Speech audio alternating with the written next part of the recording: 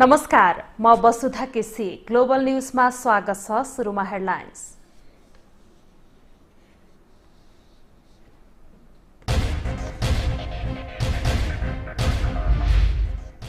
Party एकतामा भाजो नहाल्न ओलीलाई नेपाल पक्षको आग्रह। पार्टीको सदस्यता नवीकरण नगर्न सुझाव। माओवादी केन्द्रले अझै मन्त्रीको टुङ्गो लगाउन सकेन। लुम्बिनी प्रदेशमा सांसद अपहरणको निन्दा। मास्क लगाउने बानीमा सुधार गर्न नेपाल मास्क अभियान सुरु। अभियान 1 सातासम्म सञ्चालन हुने। तत्कालका लागि सबै तहको परीक्षा स्थगन गर्न स्वास्थ्य मन्त्रालयको सिफारिस। प्रधानमन्त्री र राज्य मन्त्री सकारात्मक। र अफगान सेना र तालिबान विद्रोही बीच सैन्य भिडन्त जारी। दक्षिणी पश्चिमी क्षेत्रको प्रान्तीय राजधानी विद्रोहीको कब्जामा।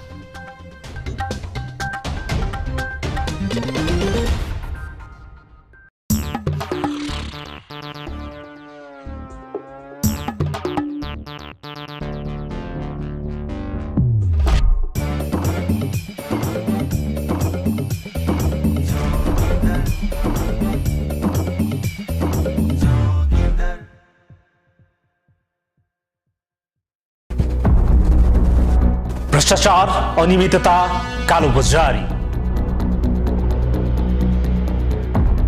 गैर कानूनी अपराध, अन्याय र सामाजिक विकृति विरुद्ध निरन्तर खबरदारी। कार्यक्रम निगरानी।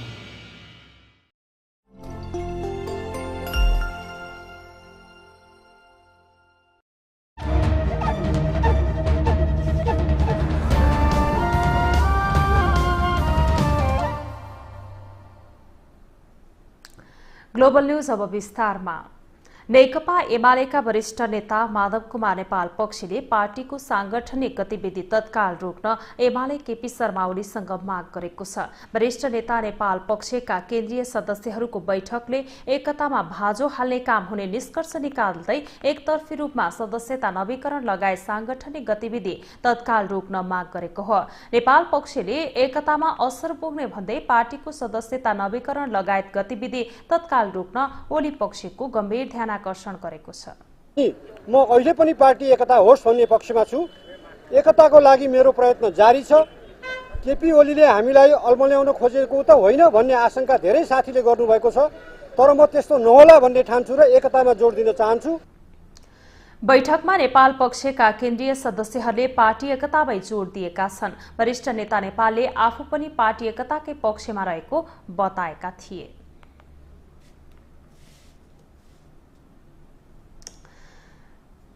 सत्ता साझेदार नेकपा माओवादी केन्द्रले सरकारमा जानेहरूको टुङ्गो लगाउन सकेन। नेकपा माओवादी केन्द्रको पार्टी केन्द्रीय कार्यालय पेरिसटाडामा बसेको पार्टी स्थायी समिति बैठकले पनि मन्त्रीहरूको टुङ्गो लगाउन नसकेको हो। प्रवक्ता नारायण काजी श्रेष्ठले सरकारले छिट्टै पूर्णता पाउने विश्वास व्यक्त गरे। बैठकले सुकुम्बासी, भूमिहीन, किसान, दलित, अव्यवस्थित बसोबासको समस्या समाधान तथा कार्यान्वयन गर्न अविलम्ब उच्चस्तरीय आयोग गठन गर्न पनि सरकारलाई अनुरोध गरेको छ।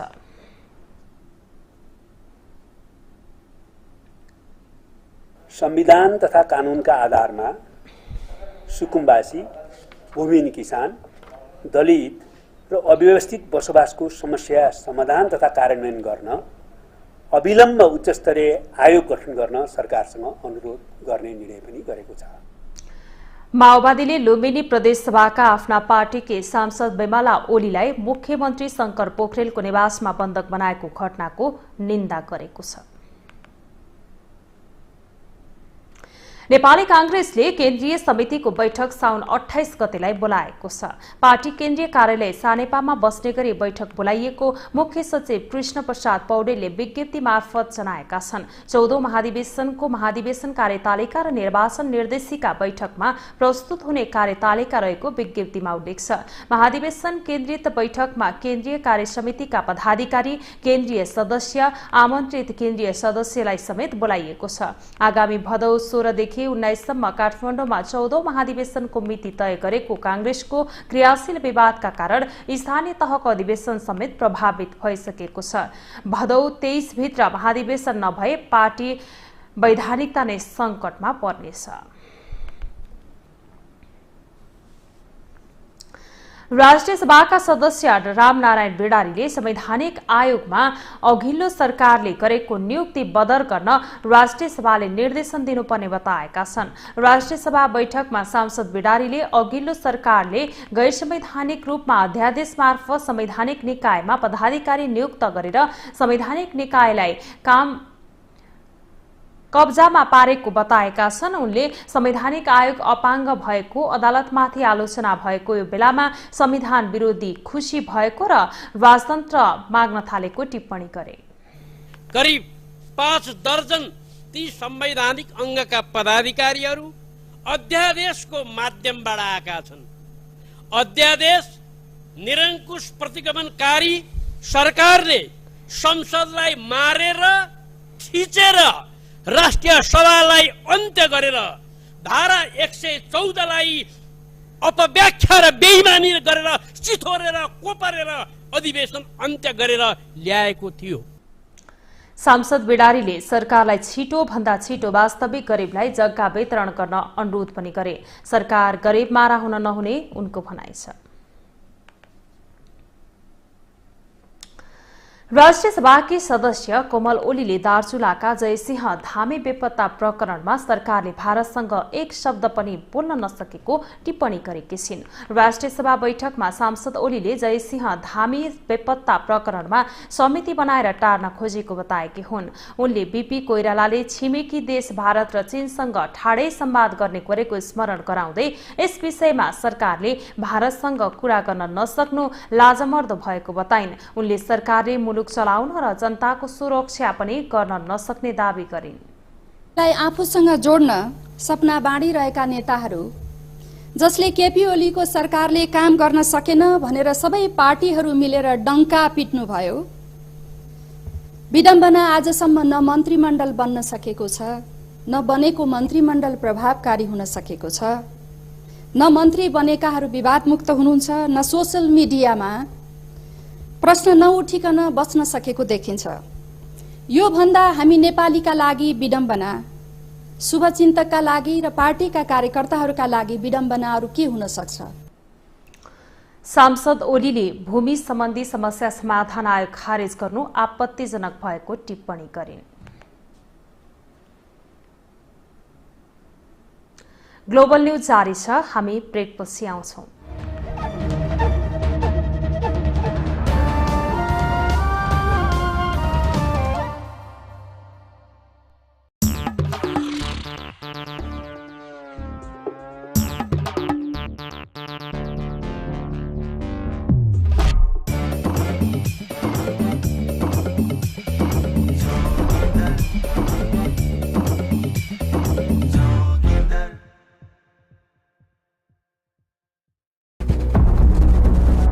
भ्रष्टाचार, अनियमितता, कालो बजारी,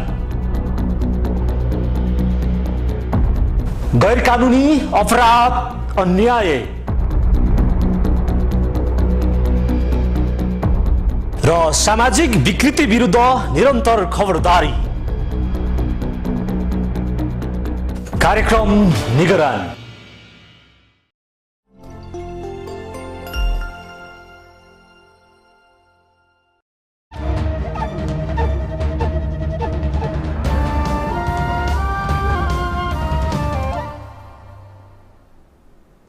ब्रेकपछि स्वागत छ। अब बाँकी न्यूज। आजदेखि देशभर नेपाल मास्क अभियान शुरू हुँदैछ। अभियान साउन 29 गतेसम्म सञ्चालन हुनेछ। मन्त्रालयले महामारी नियन्त्रण र रोकथाममा मेरो प्रतिबद्धता, मास्क लगाउनु नै आजको आवश्यकता भन्ने मूल नाराका साथ अभियान शुरू गरेको हो। कोरोना महामारीको जोखिम कायमै रहेकाले सबै नागरिकमा मास्क लगाई व्यवहार परिवर्तन गर्न अभियान चलाइएको मन्त्रालयले जनाएको छ। यस अभियानमा कोरोना रोकथाम तथा नियन्त्रणमा नागरिकलाई जिम्मेवार बनाउने, मास्क प्रयोगको महत्व बुझाउने राष्ट्रिय स्वास्थ्य शिक्षा सूचना तथा सञ्चार केन्द्रकी निर्देशक डाक्टर राधिका थपलियाले बताइन्। मास्कको सही प्रयोग र यसको महत्व बुझाउँदै उहाँहरूलाई चाहिँ सही तरिकाले मास्क लगाउने जुन व्यवहार छ त्यसलाई प्रवर्धन गर्नको लागि भनेर चाहिँ हामीले यो अभियान सुरुवात गरेका हौँ। हामीलाई थाहै छ कि मास्कको समुचित तरिकाले सही तरिकाले प्रयोग गर्नेहरूको संख्या कमी छ हैन। अभियानका लागि म पनि मास्क लगाउँछु, अरूलाई पनि मास्क लगाउन प्रेरित गर्छु, म जिम्मेवार नेपाली लगायतका नारा तय गरिएको छ। स्वास्थ्य मन्त्रालयले कोरोना संक्रमण बढिरहेकाले सबै परीक्षा तत्काल नगर्न कोभिड-19 संकट व्यवस्थापन केन्द्र र शिक्षा मन्त्रालयलाई सिफारिस गरेको छ।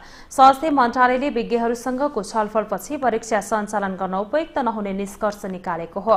मृत्युदर 1.5% रहेको र संक्रमितको दर पनि बढिरहेकाले परीक्षा सञ्चालन गर्न नहुने मन्त्रालयको भनाइ छ। यसै विषयमा प्रधानमन्त्री शेरबहादुर देउवा र स्वास्थ्य राज्यमन्त्री उमेश श्रेष्ठ बीच छलफल समेत भएको थियो।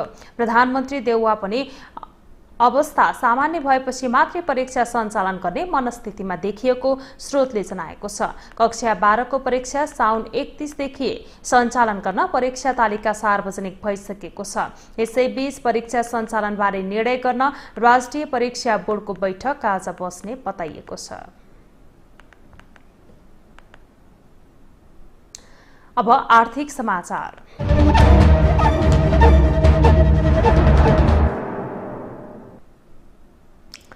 पूर्व अर्थमन्त्रीहरूले उत्पादनमूलक क्षेत्रमा लगानी केन्द्रित हुने गरी मौद्रिक नीति ल्याउन नेपाल राष्ट्र बैंकलाई सुझाव दिएका छन्।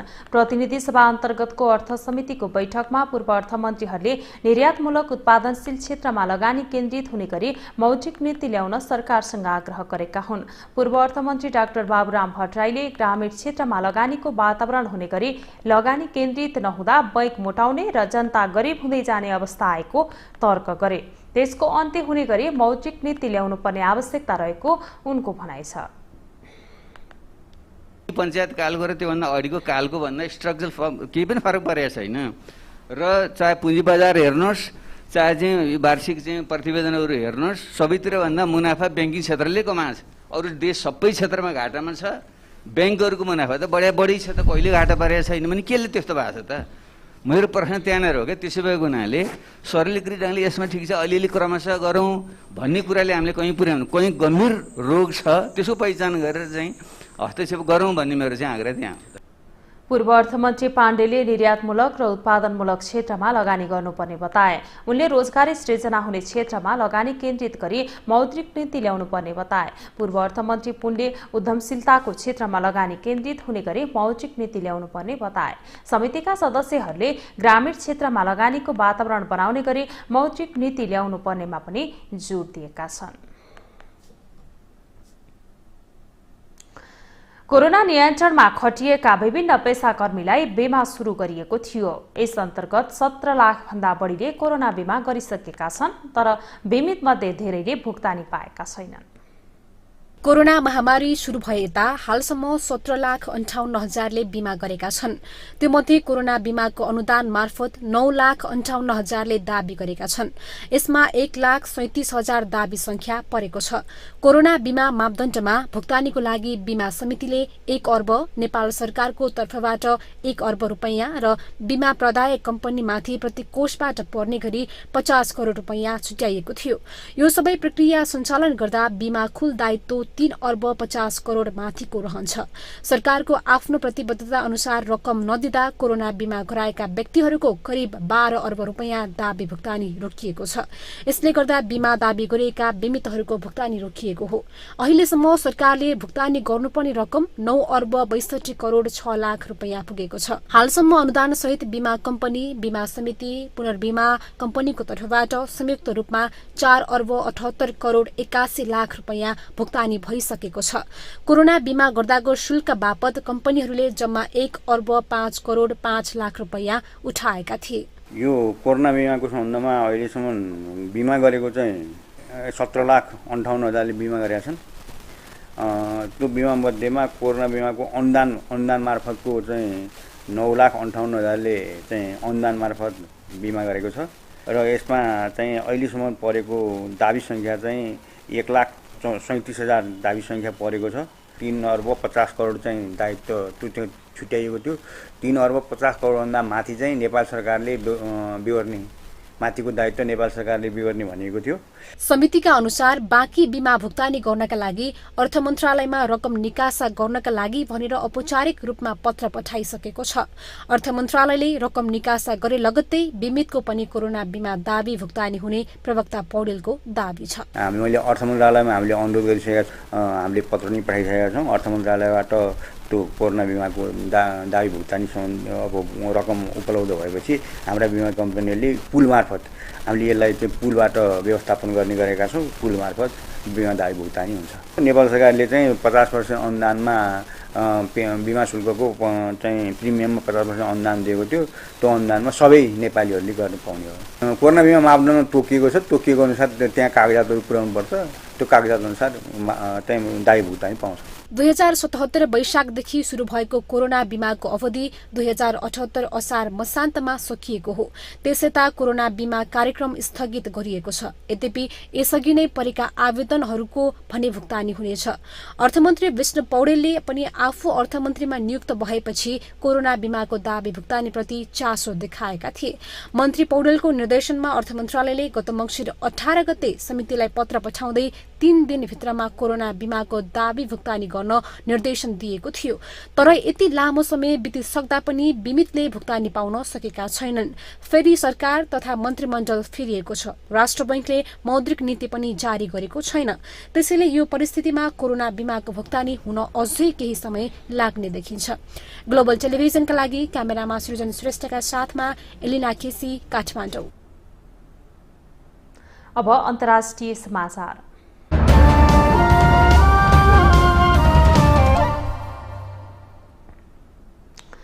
तालिबान विद्रोही संगठनले अफगानिस्तानको दक्षिणी पश्चिमी क्षेत्र स्थित एक प्रान्तीय राजधानी कब्जा गरेको छ।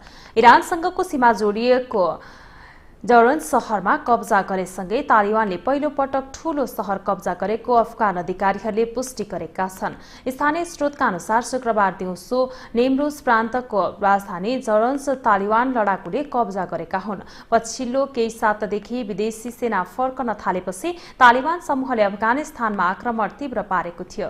उसले अफगानिस्तानका कयौं सीमा क्षेत्र यसअघि नै नियन्त्रणमा लिइसकेको छ। तर पछिल्लो पटक तालिबान समूहले प्रान्तीय राजधानी समेत कब्जा गरेपछि सरकारमाथि ठूलै चुनौती थपिएको आकलन गरिएको छ। इरानको सीमासँग जोडिएको जौरन्स एउटा ठूलो व्यापारिक केन्द्र समेत हो। आसपासका जिल्ला कब्जा गरिसकेपछि तालिबान लडाकुले केही दिन यता लगातार यो शहर कब्जाका लागि संघर्ष गरिरहेका थिए। एजेन्सीहरूका अनुसार पश्चिमी हेरात र दक्षिण लस्करगाह शहरमा समेत भारी संघर्ष जारी रहेको छ। अब पालो खेल समाचारको।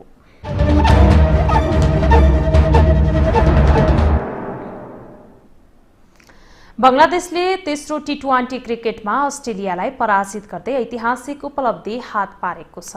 बंगलादेशको राजधानी ढाकामा शुक्रबार भएको खेलमा अस्ट्रेलियालाई 10 रनले पराजित गर्दै 2 खेल अघि नै श्रृंखला जितेर बंगलादेशले ऐतिहासिक उपलब्धि हात पारेको हो।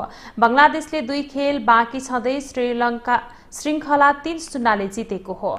यो श्रृंखलाको पहिलो खेलमा 23 रन तथा दोस्रो खेलमा 5 विकेटको जेतसँगै बंगलादेशले पहिलो पटक अस्ट्रेलिया विरुद्धको कुनै पनि क्रिकेटको श्रृंखला पहिलो पटक कब्जा गरेको हो। बंगलादेशले दिएको 128 रनको लक्ष्यसहित जवाफी ब्याटिङ गरेको अस्ट्रेलियाले 20 ओभरमा 4 विकेट गुमाएर 117 रन मात्र बनाउन सक्यो। अस्ट्रेलियाका मिचेल मार्शले 51, बेन मैकडेर्मोटले 35 रन बनाए। बंगलादेशका शरीफुल इस्लामले 2 विकेट लिए। यसअघि पहिले ब्याटिङ गरेको बंगलादेशले 20 ओभरमा 9 विकेट गुमाएर 127 रन बनाएको थियो।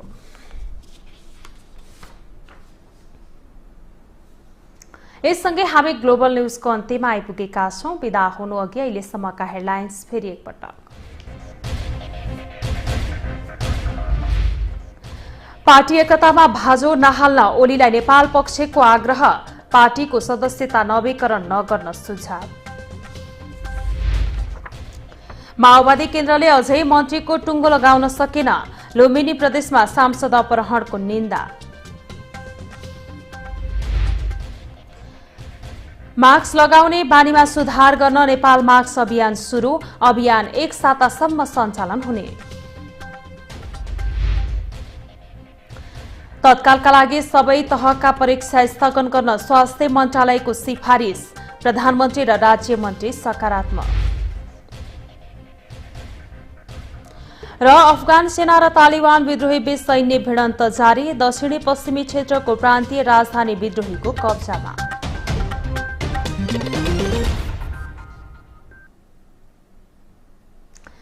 ग्लोबल न्यूज सकियो। ग्लोबल टेलिभिजन, फेसबुक तथा युट्युबमा पनि प्रत्यक्ष हेर्न सक्नुहुनेछ।